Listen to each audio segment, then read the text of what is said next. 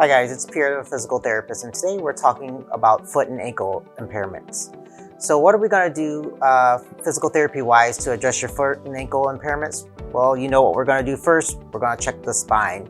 We always check the spine first because even though it's further away from the spine, a lot of peripheral joint issues, so hip, knee, ankle, foot, can have spinal origins. We're always going to check to make sure the lamp is plugged in before we go to change the light bulb.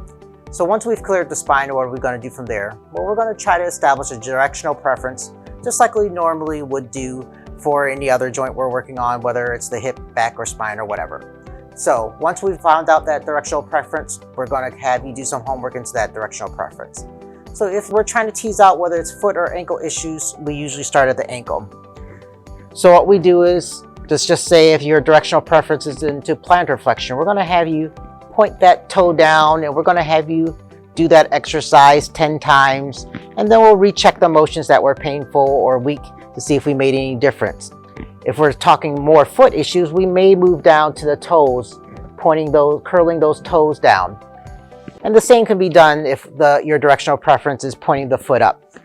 There are ways we can change these exercises to increase the forces or increase the intensity of that exercise. So we may have you do it loaded, either standing, or maybe have you on all fours and kneeling to kind of sit on those ankles to point it into more plantar flexion by putting the weight of your tuchus onto those ankles. But which one's right for you? That's what we don't know, and that's why we do a thorough evaluation to see what's the most appropriate direction for you to follow.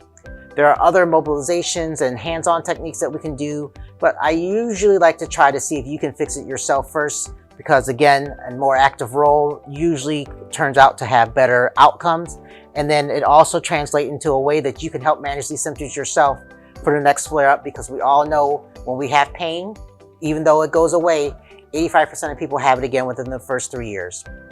You've heard me say it before, movement is so very important. MDT is a great way to kind of help guide which movement is most appropriate for you. Move effectively, move efficiently, and have a great day.